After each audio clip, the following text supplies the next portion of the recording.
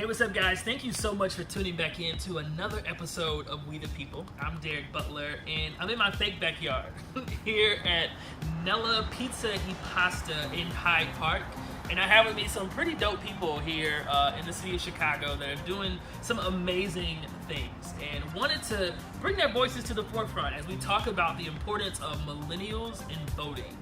It's pretty interesting that millennials at this point are now the biggest voting bloc when it comes to electing officials in this country. But for some reason, only about half of them are voting. So I want to get to the bottom of that. Talk about some theories. Of course, we're going to travel back to 2016, and then we're going to look forward to what is to come, seeing that Election Day is right around the corner. So if you don't know who you're voting for yet, or you still have some fears or questions, this episode will kind of talk a little bit about that. So thank you guys so much for joining me here. I know that we're all from different parts of the city, and I invited you guys all here because you have some type of hand when it comes to like political sphere, organizing people, having a voice, I guess, when it comes to candidates that are running or involved with organizations in the city that are working to get the vote out for this upcoming election. So if you guys will, no specific order, tell me a little bit about yourself, what you do, and kind of your connection to millennials when it comes to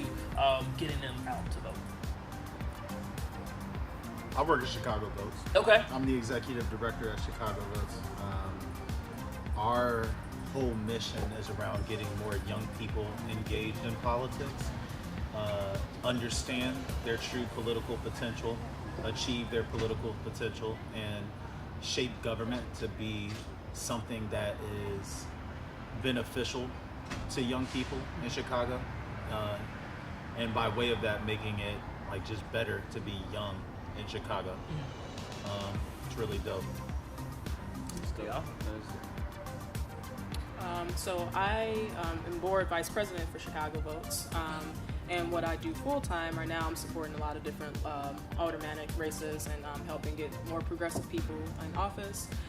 What do I do to help millennials in the city? One thing I'm really happy about is that I have a lot of connections at Chicago Public Schools, so a lot of teachers invite me to come to their classes and teach civic lessons, do different workshops about voting, how people get on the ballot, all the aspects of voting. So I do that on a weekly basis, and that's the way I stay involved with young people. Dope. And you are a friend of the show. Shakina has been on before. Her story, we talked a lot about her connection to the city and the work that she's doing. So thank you for joining us again today. My name is Dedrick Rent. I serve as the 16th Ward Young Democrats president under the great leadership of Democratic Committee woman Stephanie Coleman. Cool. I also serve as the District Advisory Council Chairman for the 7th District Chicago Police Department, as well as beat facilitator. Okay. I'm also in the Army National Guard, military veteran, been in 12 years. So my job, I really focus on with millennials, registering millennials to vote. You know, they don't understand. You know, I was just out canvassing the other day, a 19-year-old, and he didn't know how easy it was to register to vote. Just sign your name, birthday, and that's it. And he was like, oh, I thought I had to go downtown and Secretary of State office and all of this. But no, so the biggest thing is educating millennials on exactly how the political process works. Yeah. Electoral process works. So that's what I focus on. It's cool. Very important. For me, this is difficult because I work for a bunch of nonprofits. And our mission, and some of them aren't to get folks out to vote directly. Like, for example, I work for an organization, college access organization by the name of One Goal Graduation, where I'm the manager of program innovation. So it's my job to help enable kids to see like the importance of their self-work and like self-agency, social belonging, and I think that inherently gets them out to vote by really teaching them like their importance and like their place in the community, and teaching them how their voice is much larger than just their own. It actually affects the lives of so many people. Then my work at the Obama Foundation is similar, teaching them about like civic engagement. You're actually on one of my teams. As you know, it's about much more than getting you out to vote for us. It's about you actually being civically engaged to actually change your community and be solutions oriented. So it's about like much more than what's going to happen in November. It's what are you going to do for your community after that point. And that's why I love civic engagement and what it can be, and the narrative we can recreate in civic engagement. Yeah, I think what you were talking about hits it right on the head, right? Oftentimes I think we think about elections as the people who are going to solve all the problems, but I think it takes everyday people getting engaged in their community, finding problems, building solutions, organizing people, and I think that's where the change really happens, as opposed to like these people far, far away, like making these like decisions. So, what was kind of you guys' introduction, if you will, to the understanding of your power and influence as a voter and organizing others?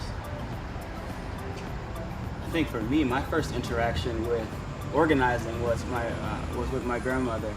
When she retired, one of the first things she did in Chicago was start a local food depository and restart our churches, our food bank, and restart our block, 78th Bishops block club.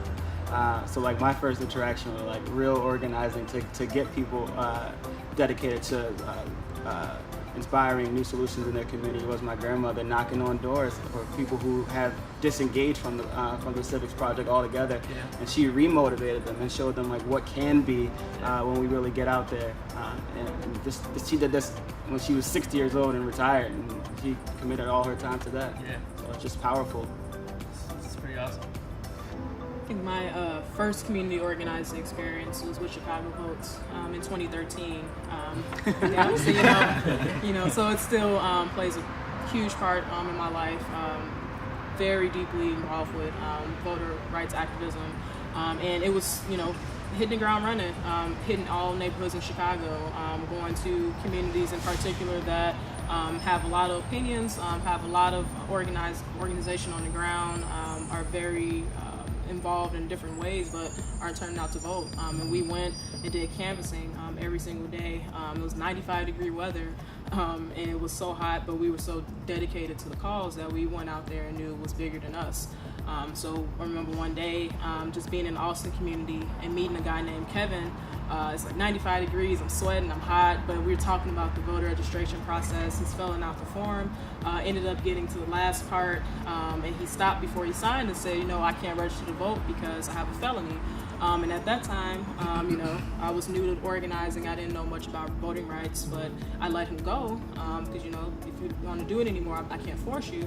But to learn that you can in fact vote in Illinois with a felony, that was something I learned after the fact, and that just made me angry because of so much misinformation around the voting process and keeping people like Kevin out of the process, and we need his voice more than anyone's, right? So look, fast forward 5 years later, I get to work with this guy, and we're still doing very good work and supporting everything he's doing at Chicago Votes currently, so I'm still involved. And I think that was my first introduction in knowing that, right? So this information of like, if you have a felony, because I used to always wonder, like, when I see people like going to register people at like in jails or prisons, I'm like, I'm confused because I thought that was like, individuals who have records in that way like aren't able to vote.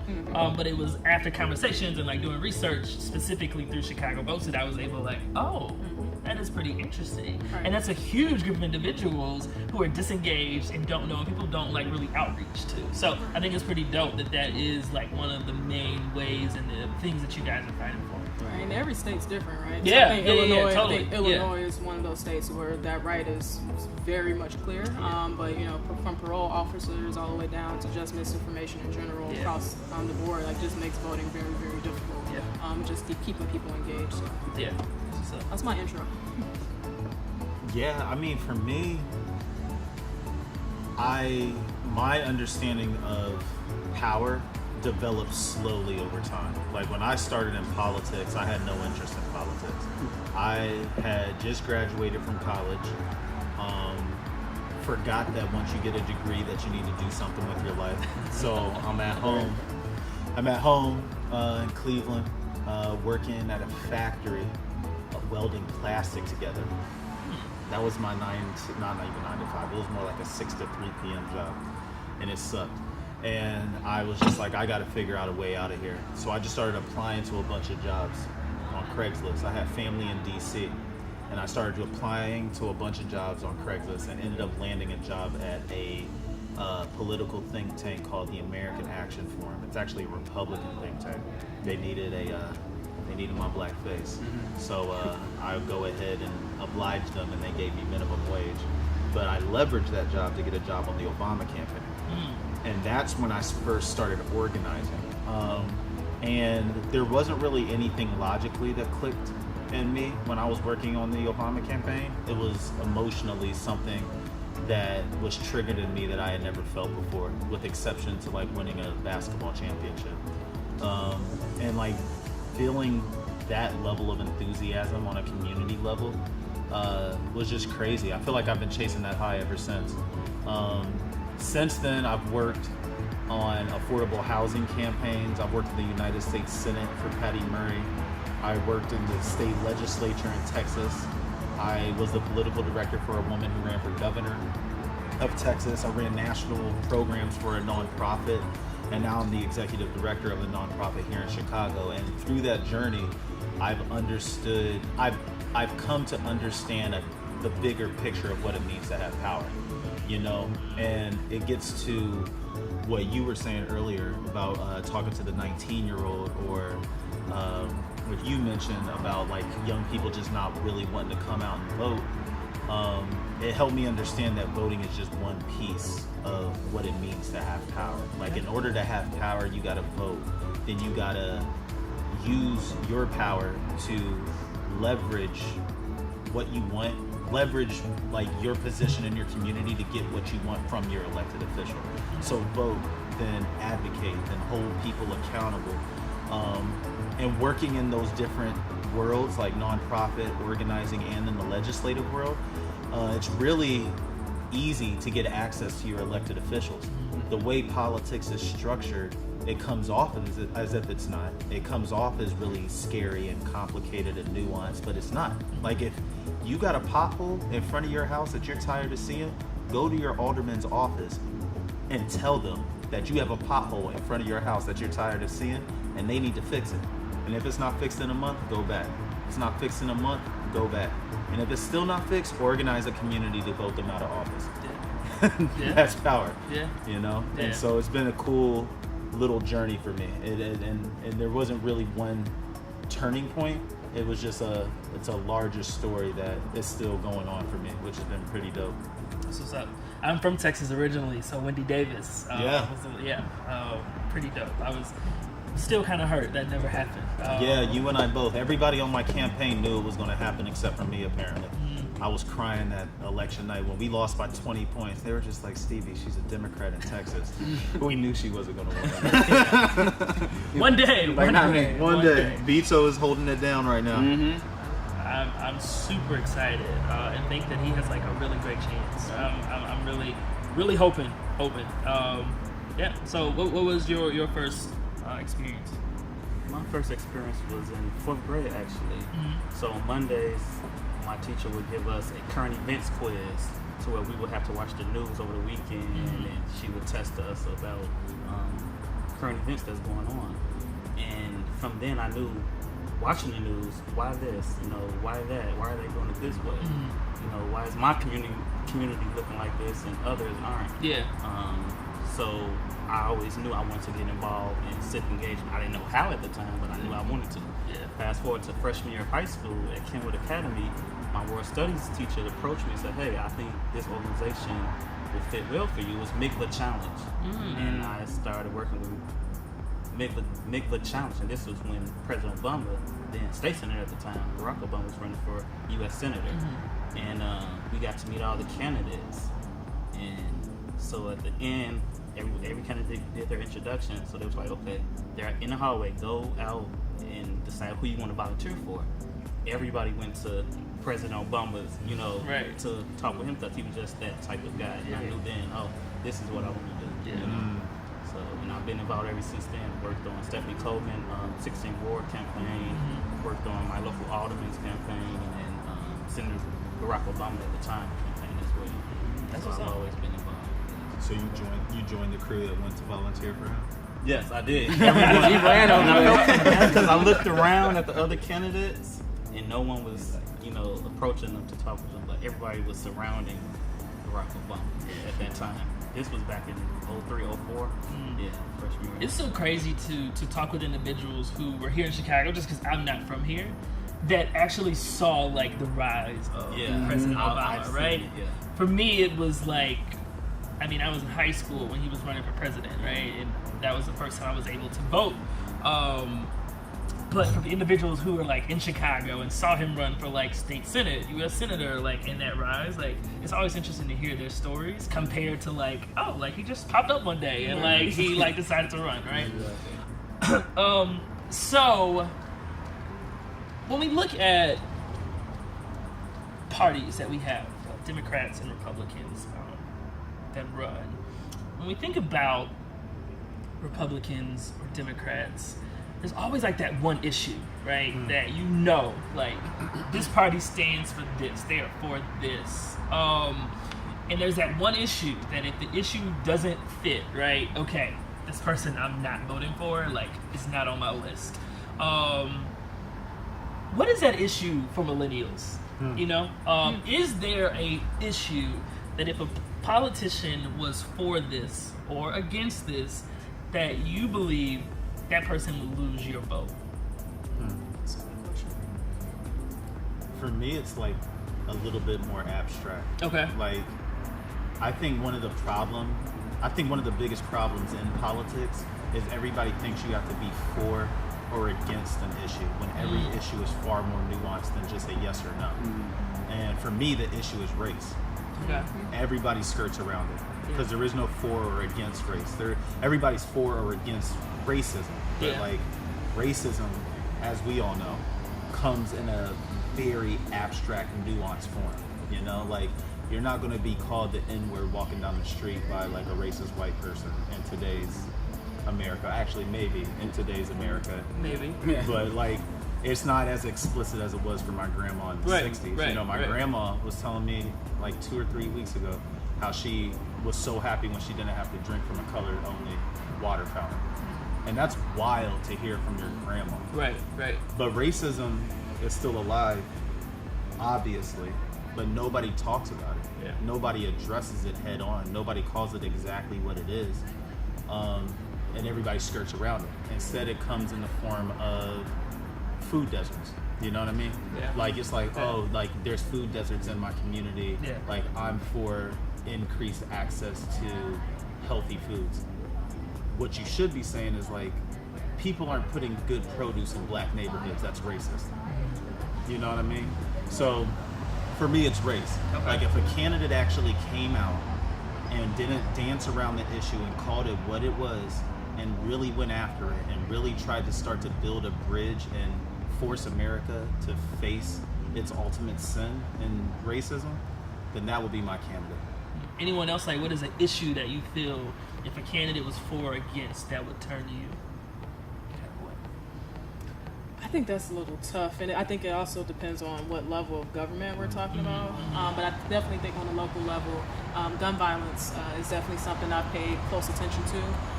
And I think a lot of people say the way to cure gun violence is with a job, and I think it's much deeper than that, right? We need to talk about comprehensive mental health services. We need to talk about addressing food deserts in our community. We need to address better access to quality public schools. So it's so multifaceted that I think that this age-old idea that a job fixes violence in some type of way, like that's one part of it, right?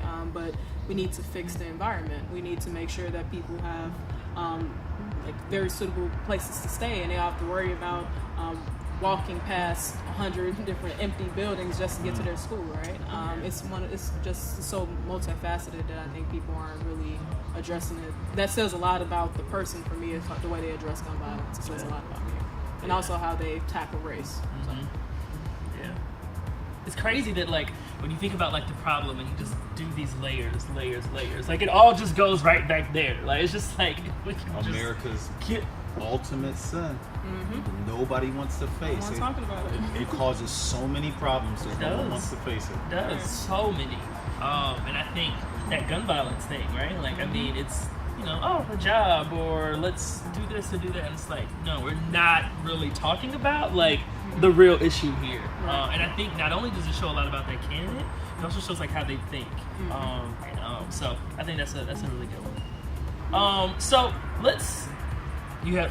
I would say, you know, like she was saying, gun violence is a big issue amongst millennials as well as criminal justice reform. Yeah. And I noticed when I'm out canvassing that millennials have the most questions. You know, they want answers. You know, we're not like our grandparents who like, okay, you cousin to Bobby, and you know, you from this neighborhood. Okay, I'll support you. Now they want like, okay, what are you really going to do? You know, we want answers. Yeah. And I've noticed that amongst millennials. So, yeah, and I think that in the last episode we talked a lot about millennials being like the most educated generation, right? So it's like we have questions and we want answers, and I think we understand the power of our vote a little bit different than other generations did. Not discrediting that, but you know, I think we understand that we have questions and we're gonna hold you accountable, right? So let's take a trip down memory lane, right? 2016, right?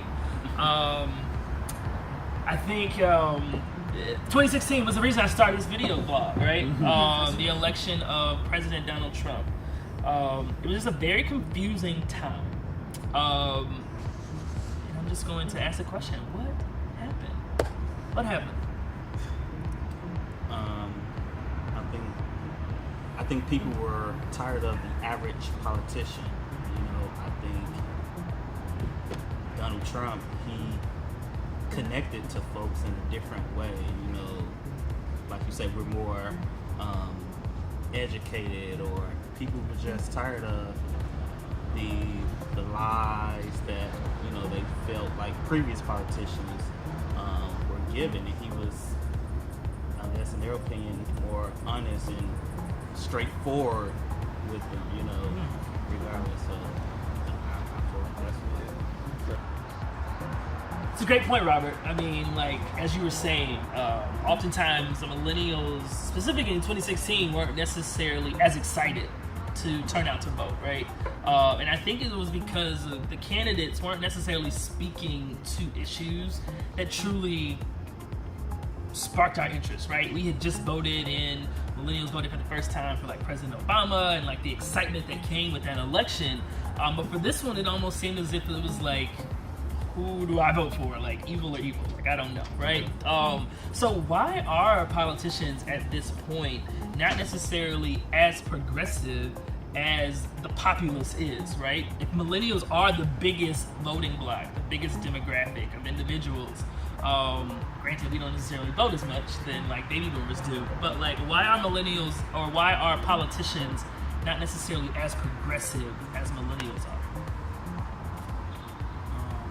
I would have to say one of the reasons is money, you know, finances, funds. You know, when politicians have corporations and, you know, CEOs who can donate and give thousands and hundreds of thousands of dollars to get their message across, that's easier than a millennial, you know, a few of us go and say, hey, let's do this.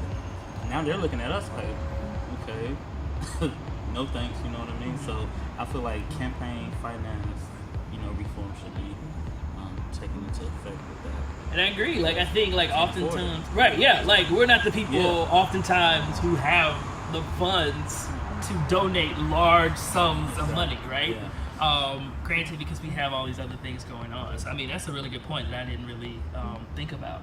Yeah, that's super real. Like, especially when you think about the millennial generation, we're the most diverse, the most progressive, we're the most broke, you know? And like, the people who have money are far older than us, definitely don't have the same melanin in their skin as us. Yeah.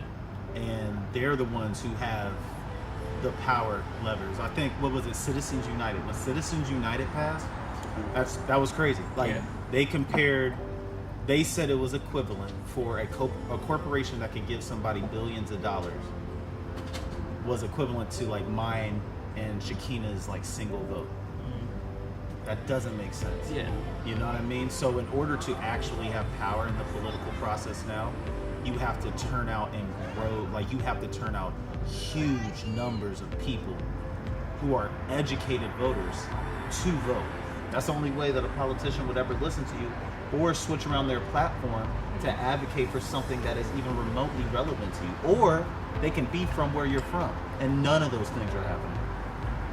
I mean, I've even noticed, not even painting millennials like in one type of political party per se, but a lot of us tend to be progressive for the most part, at least the circles that I run with.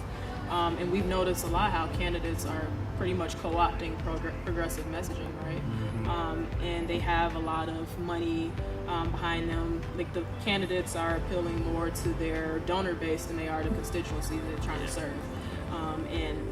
As long as we keep seeing that, it's a lot of that co-optation is going to keep happening. They're not going to be bold. They're not going to be progressive. They're not going to put forward anything new because, why should I? At the end of the day, the money's still flowing in. Right. Right.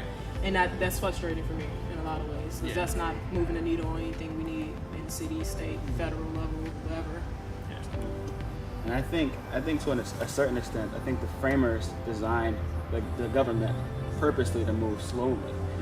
And I think for me, that's the reason why we're not seeing the populace matching the government officials. It's because it's a slow process. We have terms, senators, 6-year terms. That takes a long time for them to retire and leave out. Judges are lifetime appointments. We have federalism. It's all tied into one another for things to purposely move slowly, so that the government doesn't necessarily reflect the will of the people in that specific moment, but more like long term. For good or for bad, I think it was done intentionally in our government. Yeah, and I'm all with government moving slow. I'm all with government moving slow to get things right. But the issue that I have is with the fact that we are supposed to be living in a representative democracy. Mm-hmm. But what is happening, especially here in Chicago, is the mayor or the senator or whoever has the power within those political circles, their interest is being represented to us as opposed to our interest being represented to them. And government is moving slow, right? Mm-hmm. But it's moving slowly in the direction of whoever has power, as opposed to moving in the direction of the community or the citizens or the people who are supposed to be represented in a representative democracy. And then it gets right back to the money issue. You know what I mean? What I just talked about was the city version of it, but on a federal level of it, you don't have congressmen, United States senators, or presidents of the United States coming down to communities to figure out what the people want. Mm-hmm. So who is telling them? Think about that. Who's telling them? Mm-hmm. Who's telling them what we want? Who are they taking meetings with? Those are the people whose interests are being advocated for. And that's not a representative democracy. Yeah, see, to your point, I think it showed even more when Donald Trump took this meeting with Kim Kardashian about criminal justice reform, right? There have been people on the ground preaching this for decades. Exactly. And this has been something that has been going on forever from individuals on the ground, right?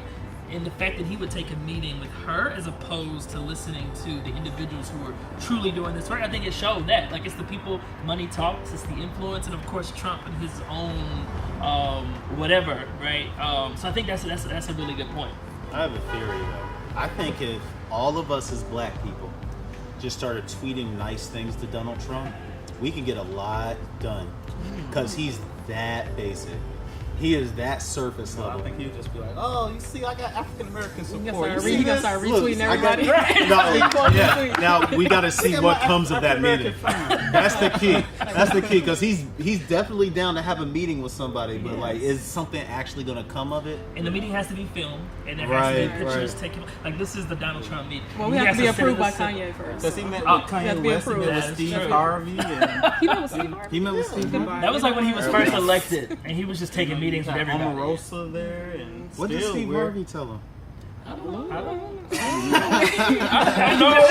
have no idea what came of that meeting. Survey says. But I would love actually to go back to those people who had those early meetings with Trump, who were give him a chance, whatever. I would like to speak with them now and be so yeah, what has happened. I listen to Steve Harvey morning show in the morning, and I know he's completely did a 180. So Oh, really? Yeah.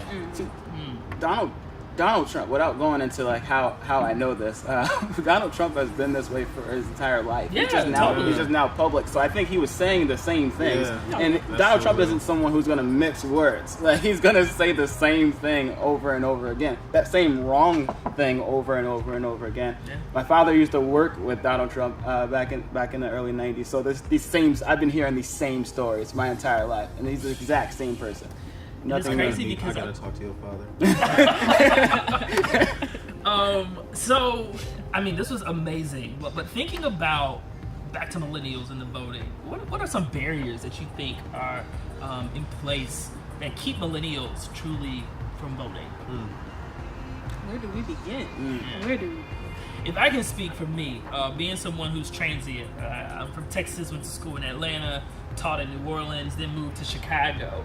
Granted, I voted in every election, but thinking to what could be a barrier, I think millennials are very transient. They move a lot. And if you miss that absentee voting deadline, or you don't necessarily register in that place that you are, I mean, the deadline can just get away from you and you literally just forget. And in preparing for this today, I was like, oh snap, like I need to make sure that I can vote for Beto this upcoming time. But I think that's one barrier. What are some other barriers that you think are in place for millennials? Media. Like we have a poor, like the media's gotten very poor, and like the information that people need to understand why voting is important has fallen by the wayside on both sides of the aisle. You have a lot of progressives who are just like, go vote, go vote, go vote, go vote, and that message doesn't work. Yeah. You have a lot of people on the right side of the aisle who are just kind of like building up systematic, like legal barriers. Yeah. And that doesn't help either. Yeah. So I think, I guess a lot of like the information is limited, and like civic education is very limited.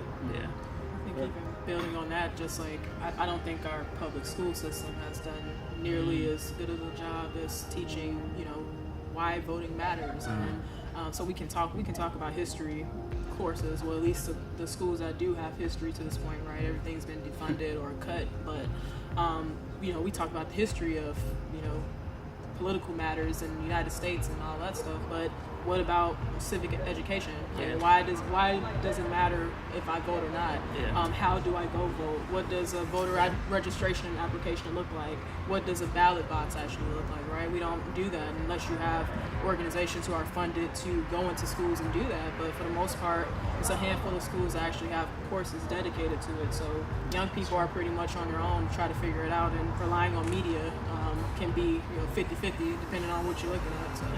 And I talk to young people all the time in my day job, and then in my 5 to 9 right after work. I'm always talking to young people. I guess I'm a young person myself, and what I see like constantly, like when you engage with young folks, they say like you can tell that they're hurt. They've been hurt by this system and this process. So it's hard to convince them to wait in line and go vote, and they've experienced pain from the same process that you're preaching to them. Yeah. And then the honest truth, when they tell me like nothing's gonna change, it's hard for me to combat that, because and historically speaking, they're just using inductive reasoning. They're saying I voted this time, my parents voted this time, and my community still looks the same. Yeah. So it's even though like I'm still like trying to talk to them and coach them and help them to see the value of their vote. It's a hard sell. It is. It's a hard sell when a young person's in front of you and they're literally telling you about their pain and the reasons to why they're not voting. They're just not. It's not just a miseducation in some cases. It's a deliberate disengagement from the process. Yeah. For some of our young people that have experienced real trauma, real pain from society, a society that's not for them. Yeah. And they know once they do vote for X politician may be dancing out at their block club to whatever name X Black song, but they know once they get into Congress or the mayor's house, it's going to be business as usual, and that's what's been happening. Yeah. So you can't even blame young people for insanity. Doing the same thing over and over and expecting a different result. That's what you're met with when you talk to a lot of young people. You know what I mean? that conscious like disengagement, so real. Well, how many of our elected officials are actually taking the time to meet with our young people too, right? Yeah. I mean, I can't even tell you how many high schools I've stepped into and people say, "What am I voting for?" When I say, "You want to register to vote," Yeah. they've never seen their alderman, they've never seen their state rep. Like, it's hard to connect, why I should be voting to community issues and not even knowing who's representing you, because they're just not present. Yeah, the first time I did voter registration, admittedly, I was trained to like go to the door and tell them about like our platform, and rather than asking them like what do they care about. So it's also like I'll take ownership. I wasn't listening to them, to be honest. I was telling them what we can do for them. They weren't telling me what they needed. So I wasn't really trying to engage with them and meet them past that vote and into like their spirit. Like where is your passions? Whether they align. I didn't do that, and I think that is the process for a lot of voter registration outside of the work that I think I'm not trying to boast y'all, but outside of the work that Chicago Votes does, most GOTVs don't do that. We go to door and we try to convince them to vote for us. Because you got to make your money. Yeah. Like, period. Like, when you're working for a campaign, your job is to advance the platform or the candidate. It is not to go out there and figure out what people want. Right. It's supposed to, you're going out there to sell something to people. Exactly. And like at Chicago Votes, like the new structure we have this year, we have organizers who are working in specific neighborhoods all over the city. Those neighborhoods are neighborhoods that have a lot of young people and low youth voter participation rate. Their job, in addition to voter registration, civic education, is to just listen to the community, understand the community, find out what the issues are that matter to that community. And we're going to use all of that to develop a issue platform for that community next year, so that community can go and fight for what they need to their elected officials. Because we just want to see if democracy works. Just trying it out. I already knew that Chicago was a place where politics was a heavy thing here, right? When you talk about elections, people running, like communities like galvanizing. Always heard about the Harold Washington story. Knew about President Barack Obama. So when I moved here, I just knew that Chicago, this is where people care, and they are voting, and they will put you out if you are not doing what they want. I came here and learned a lot. And this year, Rahm Emanuel has decided to not run again. I have theories about what's next, what's around the corner, what's going on, especially since he's writing this book. That's always a clear sign. He's writing a book. Yeah. You know what? I'm going. That's always a clear sign. But That man can't think he can be president. Yeah. There's no way. Can I say something about Let me take this back. I will say we have the same birthday, me and him. Sorry. Finish your question. Finish your question. No, you. Which you is said that? you're Which gonna is say was November 29th. We are both coming up. Sagittarius. Yes. That man plays chess. Yeah. He plays chess, so it's like I can guarantee. Not to go into like theories or anything, but I can guarantee he's got the next 10 to 20 years plotted out. He left for a specific reason. It was very abrupt to at least the average constituent. But he's not someone who makes rash decisions like that. He's someone who honestly has historically played chess, and with our government. In the House, he's played chess. In the White House, he's played chess. So we'll see. Well, you could even look at the shift in messaging just from CPS and City Hall. Like for the last 3 or 4 years, it's very focused on national gains. So we're doing this nationally. We're leading in this, and it's very pointed and very, very intentional. And he was going to get beat up. Even if he won this election, he was going to get beat up. Beat up in a way that like any run at any higher office couldn't have been viable. He has like, you can only take but so much. Yeah. The Anita Alvarez and Kim Fox thing was all going to come back to light in this campaign cycle, and like without any knowledge around the mayor's thinking, without being a political insider that's in his camp or any other mayoral candidate's camp for that matter, I can look at it from the outside and say he would not have survived this and been able to run for anything higher because people were ready to eat him alive. Every candidate, when they announced, their sole purpose was like, oh, I'm just running against Ron. Mm-hmm. I'm not running for anything. I'm running against Ron. Exactly. And now everybody's just like... running. That changes the whole dynamic of why folks are running. Yeah. Some folks don't have platforms now. Well, Sure yeah. And it's an interesting thing because it's like it's up for grabs.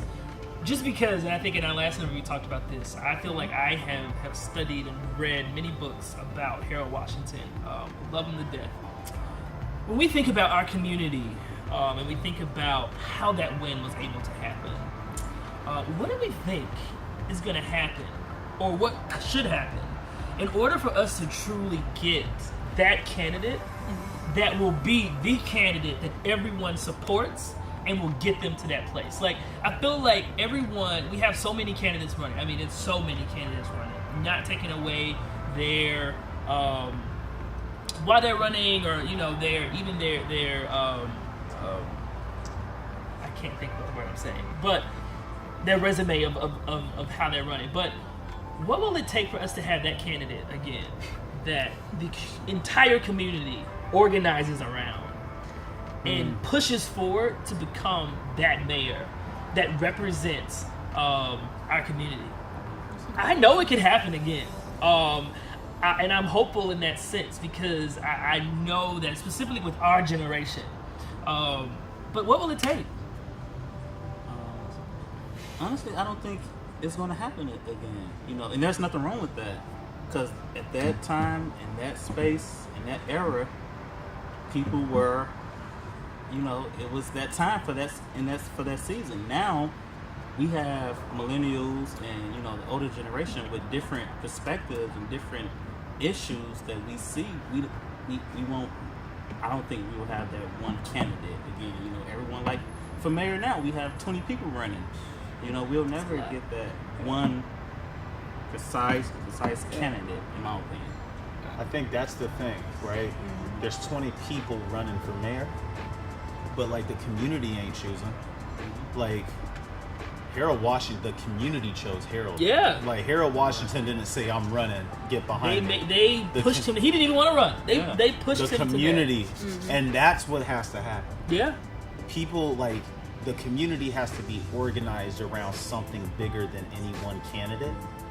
And then when the community is organized around that bigger thing, the community will choose the right candidate. And then you can get people united. I mean, the biggest thing with Harold Washington, you had black wards turn out at 100%. 100%. 100% turnout in black wards. And he ain't asked to run. So that's the disconnect. All of these folks, they're like, oh, I'm going to run. I'm going to run. I'm going to run. Who asked you? Who asked you to run? But yourself. You know what I mean?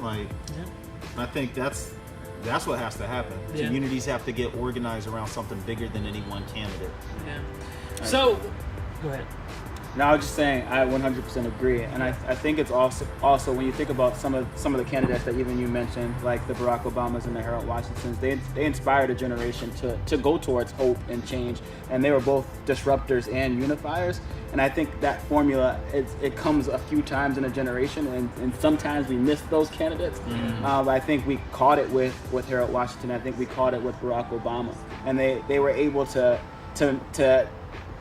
even though they were exceptional and with their resumes and they were hugely talented rhetoricians, they managed to target a demographic, and they said that ordinary citizens can change their own communities. They were able to craft that narrative, and it inspired young people to that never even voted to get up and organize for Harold Washington. Right. And that's why we saw such huge turnouts in these communities. These were folks that at that point in their lives they thought they couldn't achieve the greatness, but he inspired them to say, like, you absolutely can. Look at me, I'm doing it. You can do it. And they showed up, because there was a candidate that taught, like you said, showed up that he was bigger than himself. He was about hope and change and really, really galvanizing the community towards that mission. Right. And I think if you can inspire a community like that, you can move mountains. But I even though I disagree with you in terms of we might not see it again, I do think it's going to be it's going to be, it's a difficult task for any one politician to take up. I think as a community, we need to move away from like that one person mentality, to your point, and start talking about like how we as an entire community can move towards hope and change. So that way we don't have to wait every 2 years, 4 years, 6 years for someone new. We can always be doing these things in our community. We can always be fighting for criminal justice reform. That's what these nonprofits are doing. Like Chicago Vote, we can always be doing these things. We just, for some reason, we wait. We wait until this one person inspires us. And the community didn't do that with Harold. They, like you said, they went and found him. I mean, Stevie and I were just talking about this briefly, and I agree, like wholeheartedly, like everything was already said. But I think a lot that's happening now in the mayoral race. You have so many candidates, but I think a lot of them just haven't done the self-work of like why they actually want to run. Like, why do you want to serve? Are you rooted in your purpose? When this pension obligation hits your desk, like, are you gonna start questioning why did I run in the first place? Or you know that I'm here for something bigger than myself and I'm gonna work through this. And I think a lot of them haven't really done that self-work that's needed to really jump in this race and be sustainable, quite frankly. Like, there's no reason, going your point, there's no reason why Rahm Emanuel drops out the race and now everyone's scrambling trying to redo their platform. Like, there's no reason why. And it should be rooted in community. It should be rooted in purpose, and it's not that. And that's automatically, people keep saying petition season is going to weed people out. No, people are going to weed themselves out because they're not going to know how to appeal to the constituency that they claim they want to serve. And so that's all I'm saying. My pops used to always tell me, if you're not grounded in something, people can move you wherever they want you to go. Absolutely. And that's the real, that's the truth. If you're not grounded in something, that's a lot of politicians today aren't grounded in anything. So you wonder why, like, a controversial ordinance can go through City Hall and everybody vote in support of it, when the communities they represent don't want that. They're not grounded in anything. They'll just move whichever way the wind blows, and that wind usually is coming from the mouth of the mayor. That was so disappointing. That was very disappointing. I think it was always disappointing to see that everybody votes in favor of this. Like, really? No questions. Really? No questions asked. Well, Rahm used to get really slick though. So around budget season, he will always put something super controversial as like the big budget item. But then we'll put like these line items that give crumbs to the community that aldermen can't really vote against. Is that if you vote against the entire budget, that means that you're not going to get these line item things that our communities desperately need. But if I vote in favor, we're going to get something like the copycat. What here, about right? the police brutality and police misconduct where aldermen are voting on these settlements without even reading, seeing videos or anything? Okay, let's give this family $5 million. The officer shot and killed someone. Okay. Well, they still get their name on the door. Exactly. I think, have any of you guys seen the show on Showtime, Boss? I love that show. I saw that before I moved to Chicago. And it's based on the book written about Daddy Daley, whose son is wanting to run for mayor. But the show is in it. I got a new show to watch. The show is amazing. When I Frasier's the tell mayor. you, Kelsey Grammer embodies that character, and it truly shows you. It truly shows you just those bad things that we know. Right. And you actually see, it's just like, oh my God. And it's filmed here in Chicago. I had this theory that Rahm had it shut down. It only made it one season. Really? And I had this theory that he had it shut down because it was just too real. It was very real. Check it out. It was real. It was pretty gangster. It was. It's like it's a better House of Cards that is specific to Chicago. Specific to Chicago. It's the cinematography is just as good. Yes. Everything. It's crazy. I've always wondered, though, and because it's interesting to hear what you just said about how the mayor will put these little line items in the budget to give crumbs to black communities or brown communities or any community for that matter, to make sure that the aldermen don't stand up against the big things, Right. because he'll take that line item out and they won't get nothing. Why doesn't my logic, if that was to happen to me, would be to go back to my community and snitch on the mayor and be like, this is what the mayor's doing. This is what the mayor's trying to do to our community. Let's build something that is a real sophisticated opposition to stuff like this, so we can take back the city. Are there any aldermen who try that measure, that mechanism, that strategy? No aldermen want to organize like that, and they want to take the easy way. So, okay. I mean, just the transactional nature of South and West Side aldermanic seats in general. I mean, it's just, I don't know, it's just a dirty game. We can sit here and talk about this forever. I cannot wrap my mind around it. I can't wrap my in political science 101. First thing when you're elected, you learn how can I hold on to my seat? How I'm going to keep this seat, and that's what they care about, holding on to their seat. And when you mentioned bread, and you mentioned breadcrumbs when your community's hungry. You know what I mean? Yeah. Breadcrumbs are pretty appetizing. Community, They're pretty We're just trying to appetizing. build a meal. We're just trying to build a meal. So it works. And like to your point that you made a few minutes ago, it's systemic and it's done on purpose. And this is a man-made system, and it's decades in the making, millennia in the making. Yeah. So yeah. So as we continue to talk about the community pushing forward a candidate and who do the community want to run, 2020 is coming up, right? It's, you know, I mean, it's around the corner, and there have been many names that have been brought up, many names that people think is running that aren't, and problematic people that are saying they're running. I don't know, right? So what I want to do is your 2020 top draft pick. Who is that top person that is on the top of your list that you want to run? And in short answer, tell me why you feel that they are your top pick. And we can go in any specific order, or I can begin. Kick it off. You want me to kick it off? Yeah. My 2020 top draft pick as a true Texan is Beto. I'm truly excited about the work that he is doing in Texas and exciting Democrats in a historically red state. I think that he's doing exactly what you talked about earlier, speaking truth, speaking about racism, and how all these things stem from that, specifically when it came to the death of the guy who was shot in his home in Texas recently. So for that, I think Beto is my top draft pick for 2020. If Obama can do it, I think Beto can do it. Speaking of, he got the O in his name.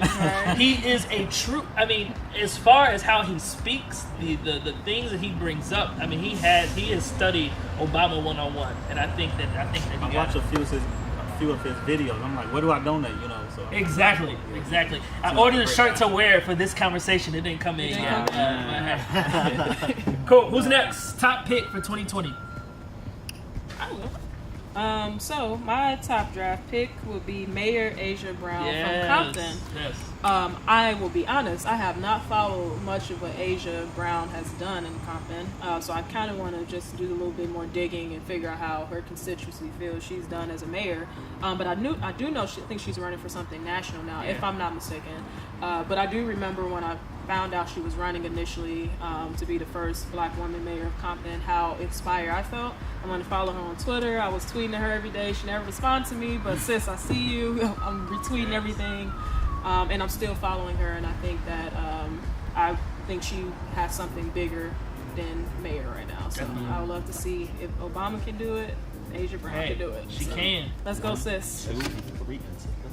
Hey. All right, who's next? Top draft pick for 2020. I have another. Okay. First Lady Michelle Obama. Come on. Okay. Yes. Becoming. We all ready for that. Did anybody get tickets to Becoming? Not when I saw $500. I was like, y'all can have this back, Ticketmaster. Y'all can I was like, I mean, Beyonce doing no the more. halftime show. It has to be Concert going on. Nah, they keep notifying me too. I love Michelle, but that was a little hot. Yeah. But why Michelle? Obama. I was raised by my mother and grandmother, and black women, to me, I love black women. And black women are resilient and powerful and just have the temperament, I believe, to, do anything. So I love Michelle Obama. Every time I hear her speak, every time I see her, she's just poised and just great. She's amazing. You can sign me up for that. Right. I can go. Mine is a good segue off of his. Everything he just said about black women, I agree with 100%. And I'll add this: the temperament to deal with anything, with everything, and the temper to whip everybody into shape when they need to do what she needs them to do. So I'm going with Oprah. That's not bad. I love Oprah. My political candidates are something that I hold near and dear to my heart. Even though she does not have a political career per se, I could tell that her politics are tight just from watching The Color Purple. Yes. But the only thing about Oprah is that I could not stand to see Donald Trump talk crazy about her. I know. I couldn't see it. I would want to jump through that TV. Yeah. Don't do Queen Oprah. Don't do it. Imagine all the stuff she'd get us. Right. You get a car. You get produce. Man. I got Senator Cory Booker on here. Booker. Originally from New Jersey. Yes. He was the mayor at the time when I was living in New Jersey. And then about 4 years ago, I had a conversation with him. And I was just like, I was young and like open-eyed. I was like, dude, I want to change the world. I want to run for politics. Long story short, he was like, you don't need politics to change the world. And I think that really sparked my interest in like civic engagement and community building. And I would love to see that on the federal level of someone getting on a national platform and saying like everyone can change their community and like really authentically mean it. I think that would be so powerful and innovative. So, Cory Booker. I love Cory. Well, cool. Thank you all so much for joining Thank us you, today. I appreciate Thanks, you Derek. all. Thank you all so much for tuning in to this episode of We the People. If you want to learn more, visit our website at BeHopefulPeople.com and follow us on social media at BeHopefulPeople. We appreciate you for tuning in, and remember, be hopeful. Peace.